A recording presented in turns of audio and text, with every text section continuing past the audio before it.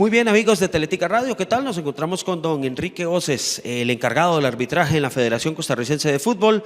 Primeramente saludarlo, don Enrique, ¿qué tal? ¿Cómo se encuentra? Bienvenido a los micrófonos de Teletica Radio. Hola, muy buenas tardes o muy buenos días a todos los auditores de la radio.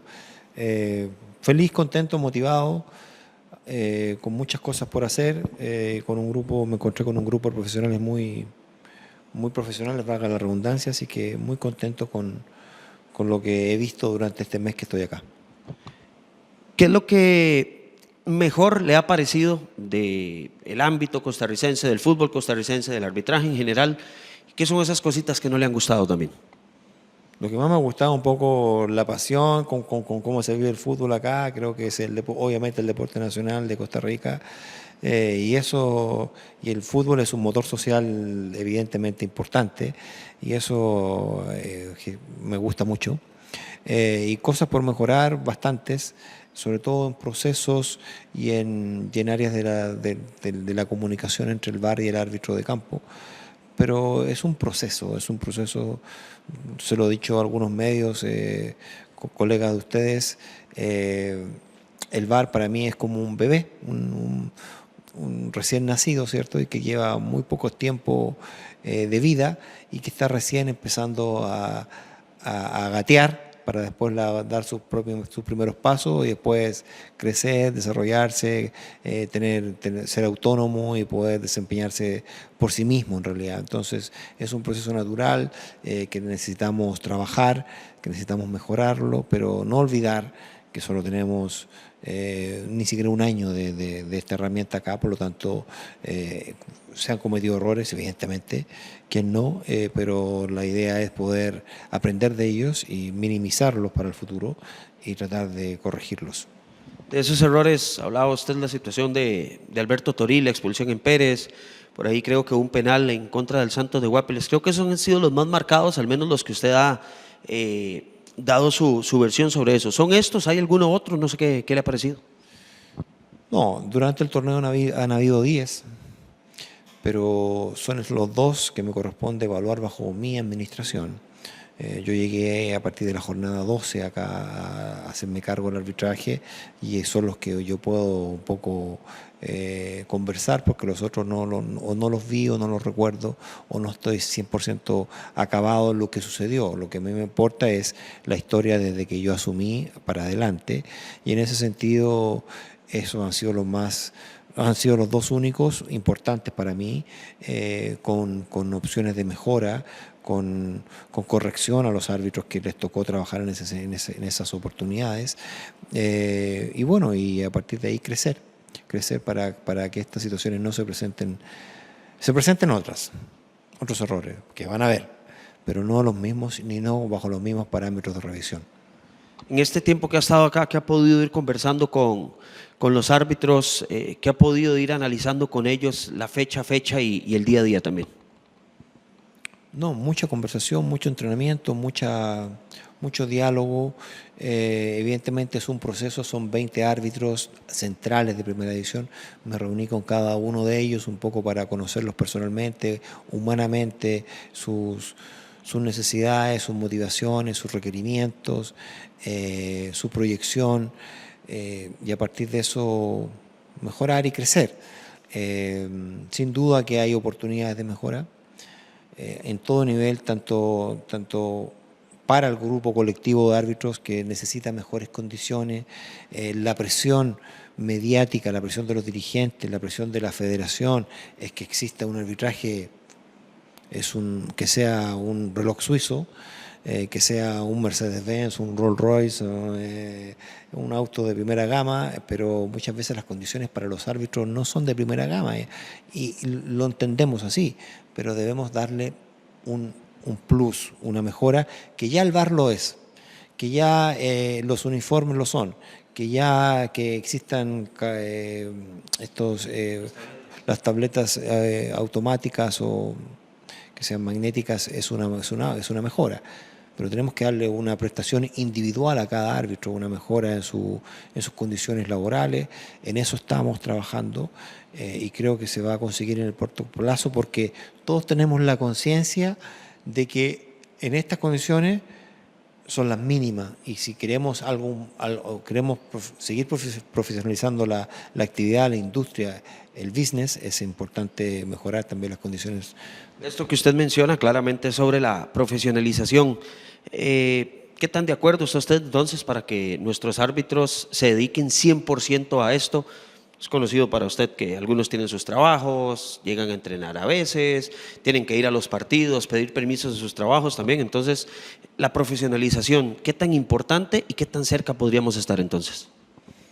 La profesionalización yo siempre la veo como necesaria.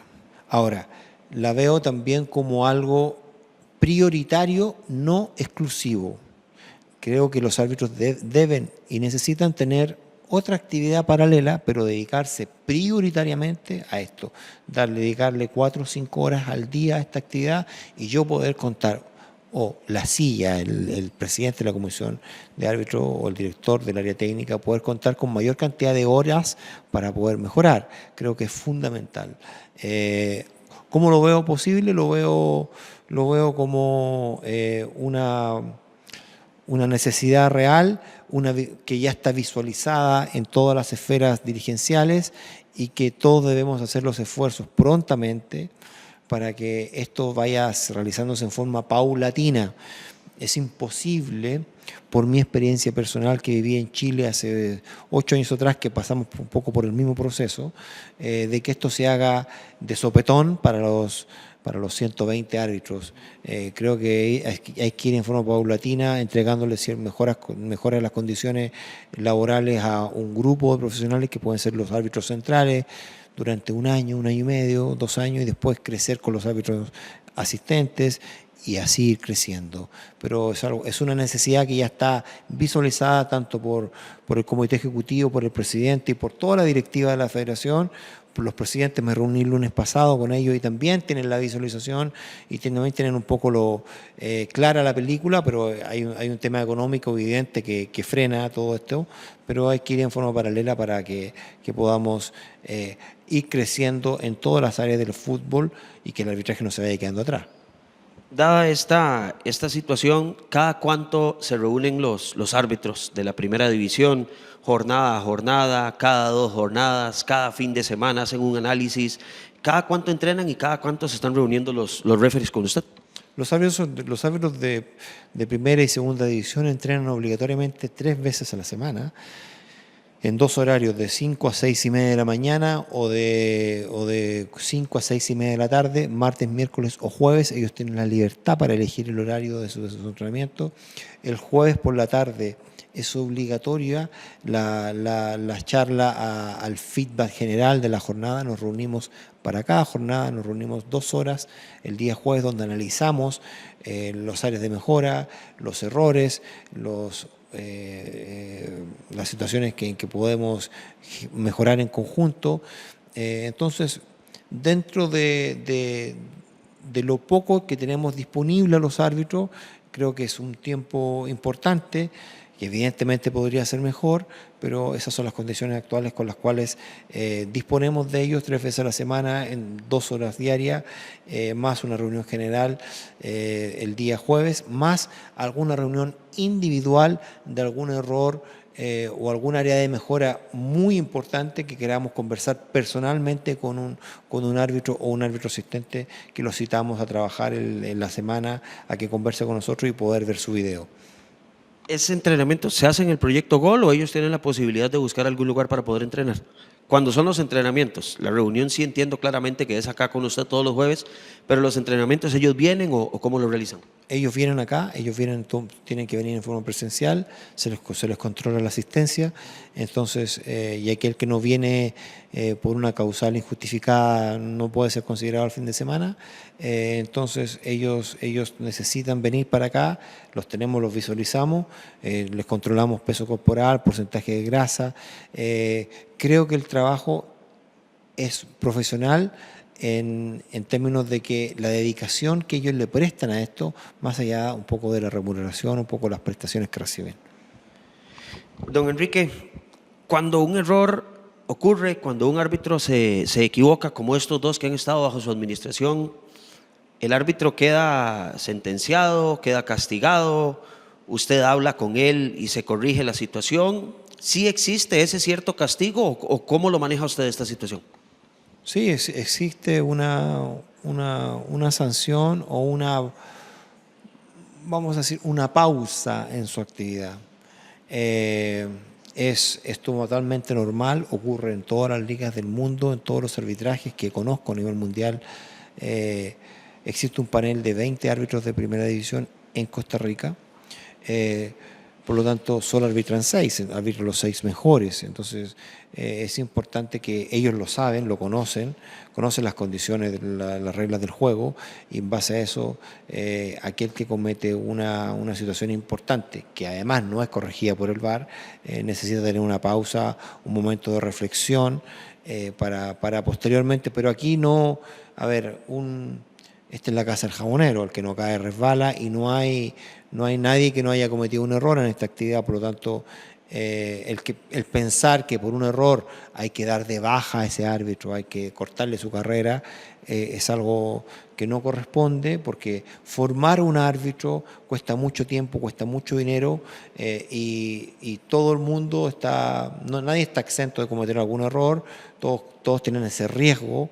Por lo tanto, necesita finalmente tener una pausa, descansar, reflexionar y posteriormente retomar la actividad como cualquier otro profesional del fútbol. Los porteros, los delanteros que erran goles, los periodistas que indican el número 9 y ese número 10, bueno, como todos. Don Enrique, ¿hay árbitros VAR? ¿Hay árbitros centrales? En Costa Rica se cumple esa doble función. Algún fin de semana están en el VAR, otro fin de semana son centrales. Quizás sea también por la escasez de referees. ¿Cómo ve usted esa combinación de que a veces sean VAR, de que a veces estén en el terreno de juego? ¿Cómo analiza esa situación específicamente usted? No, yo la veo totalmente normal, es una necesidad y es una variable importante. O sea, el árbitro de VAR necesita sentir olor a pasto, necesita saber las sensaciones que está pasando su compañero en el campo, necesita saber por qué esos gritos, esas discusiones que se producen, o por qué tomó una decisión gris. Porque el fútbol tiene situaciones subjetivas que no son blanco o negro, muchas son grises y va a depender un poco del feeling, de la sensación, del ambiente, si es negra o es blanca. Y en eso necesita el árbitro de VAR estar involucrado en el campo, sentir el olor a pasto, repito. Y lo mismo pasa con el árbitro de campo. Necesita saber los tiempos que en cabina están tomando, en qué situaciones están revisando o no, cuáles son las situaciones que podrían entrar en un chequeo silencioso o una revisión. Entonces, cómo se trabaja en Costa Rica no difiere absolutamente en nada en cómo se trabaja en otras federaciones del mundo, en Europa, en Asia, en México, Estados Unidos, en Sudamérica, en todas partes los árbitros de primera división hacen funciones de arbitraje como hacen funciones de VAR indistintamente cada fin de semana. Hay algunos referees claramente tienen su gafete FIFA, ya han tenido su aprobación por parte de la FIFA, otros no. Para don Enrique Voces, ¿esto marca alguna diferencia en designación de partidos, finales, semifinales, clásicos, partidos importantes, o simple y sencillamente va con el rendimiento del día a día, tenga o no tenga el gafete de FIFA? Esto es similar a un plantel de fútbol. Llega un técnico nuevo y sabe perfectamente, en este caso yo, y sabe perfectamente quiénes son las figuras del equipo, quiénes son un poco el extranjero mejor cotizado, el portero que es titular o que ha tenido mayor trayectoria. Esto es un poco lo mismo. Uno sabe quiénes son los gafetes internacionales que empiezan la carrera con 10 metros de anticipación, pero si el volante central o la figura del equipo llega tarde el entrenamiento, no cumple, no juega bien, y al cabo de 3 semanas el técnico lo va a cambiar y va a poner a otro. Y aquí pasa lo mismo en realidad. Todos partieron con las mismas características, sabiendo que existe un grupo de árbitros con más pedigrí que otros, pero al final de cuentas esto es rendimiento y semana a semana. El fútbol no perdona a nadie, el fútbol es solamente presente y el arbitraje no escapa a esa realidad. Por lo tanto, necesitamos que los árbitros comprendan que se rompan la vida en el terreno de juego, que saquen lo mejor de sí en cada decisión y que la herramienta VAR, no el sistema VAR, la herramienta VAR sea utilizado en aquellas jugadas muy específicas y puntuales, pero que las decisiones importantes sean tomadas por los árbitros de campo. Don Enrique, los encontramos acá en la sala VAR, en la Federación Costarricense de Fútbol, para los amigos de Teletica Radio. En general, la infraestructura, ¿ha podido visitar todos los estadios? ¿Cuáles le faltan? Y en general, ¿cómo ha visto nuestra infraestructura en nuestro fútbol? Sí, nos encontramos en la Casa del Fútbol y en la Casa del Arbitraje. Bienvenidos a esto. Ojalá que sean muy frecuentes estas visitas y estas explicaciones. La infraestructura en general la encuentro positiva. Me tocó visitar el Estadio Saprissa, el Estadio Herediano y el Estadio de la Liga. Dos, tres muy buenos estadios futboleros, chicos, o sea, el Nacional también. Pero estadios futboleros, estadios que no hay pista recortada, estadios que está la gente ahí, estadios muy sudamericanos. Vengo del fútbol sudamericano, entonces me gustaron los estadios, me gustó un poco la pasión que vive el hincha tico por su respectivo club. Así que fui a la cancha de Cartago, son las 4 canchas que he podido revisar en este tiempo. Voy a ir a todas, espero darme una visión más global para también hablar con los dirigentes de cada club, de qué necesidades tiene en forma específica, cómo ve el arbitraje, porque no queremos ser marcianos ni unas ostras que estar cierto, escondidos del mundo del fútbol. Queremos integrarnos un poco más y escuchar un poco la visión que tienen los demás participantes de toda esta familia del fútbol en general, para poder sacar a partir de ello mejores lecciones y saber por qué lado irle mejorando a esta relación. El trato, la relación de jugadores contra árbitros, ¿le ha llamado la atención? Usted viene del fútbol suramericano, acá estuvo don Horacio, había estado Pitana también alguna vez compartiendo con nosotros y nos han contado esas historias que quizá usted tiene muchísimas, se dicen cosas que se encaran con los jugadores. Acá en Costa Rica no es tanto. ¿Cómo ve ese manejo usted y esa relación entre árbitro y jugador? No la veo, a ver, de partida la veo necesaria. Creo que debe existir relación entre árbitro y jugador. Creo que esa relación tiene que estar basada en el respeto y en no transgredir ciertos límites. Sí, claro, es un poco más fuerte, pero es un poco más entendible. Entonces, creo que cómo la veo yo, mi primer balance es un balance positivo, es un balance que hay respeto, que existe relación, que existe una comunicación verbal de respeto, y creo que se hace bien. Y creo que el árbitro tiene la potestad, cuando esos límites son transgredidos, de poder tomar las medidas disciplinarias correspondientes. Creo que hay que mejorar un poco la relación o el cuidado de la gente que está en el cuerpo técnico, en las bancas, para que no traspase esos límites de respeto hacia el campo de juego, que no calentar los partidos desde afuera hacia adentro, en otras palabras. Creo que eso es un elemento a considerar. Pero nada que escape un poco a una normalidad de un fútbol latinoamericano que corre por nuestra sangre fútbol y a 100 grados Celsius. Sí, claro. Dos últimas, don Enrique, agradeciéndole el espacio. Llegó don Enrique Oces al fútbol de Costa Rica. ¿Sobre qué basó su trabajo? ¿Recibió algún informe de la labor de don Horacio? ¿Tuvo algún tipo de información de lo que se hizo de ahí para atrás? ¿Sobre qué empezó a construir su trabajo? ¿Cuál fue esa base? Y segundo, ¿quién conforma su equipo de trabajo? ¿Y cómo está la situación, por ejemplo, de Jeffrey Solís, que había sido mano derecha también de don Horacio y del arbitraje? Bueno, a ver, sí, recibí un informe de un poco de una ficha técnica de cada uno de los árbitros de primera división y segunda división. Recibí un informe en cuanto a cómo está constituido el VAR, cómo está el organigrama de la comisión de árbitros. Eso se recibió. ¿En qué baso mi trabajo actual? En 3 ejes fundamentales. Uno, un poco el trabajo semanal con los árbitros, que ya te expliqué un poco en qué consiste, para la búsqueda de fundamentalmente consistencia y uniformidad en parte del trabajo, fundamentalmente del campo, que las decisiones importantes se resuelvan en el campo sin la ayuda de la herramienta. En transparencia, otro eje fundamental, en transparencia con los videos y audios que se publiquen en tiempo y forma, que no se publiquen en forma extemporánea, en transparencia en cuanto a los clubes, en que reciban un reporte del trabajo arbitral, de cuáles fueron las jugadas más importantes o no. Y fundamentalmente en desarrollo de nuevas generaciones arbitrales, tanto masculinas como femeninas, necesitamos desarrollar para el futuro, ese es el otro eje. Y en cuanto a la estructura de la Comisión de Árbitros, todos están en evaluación,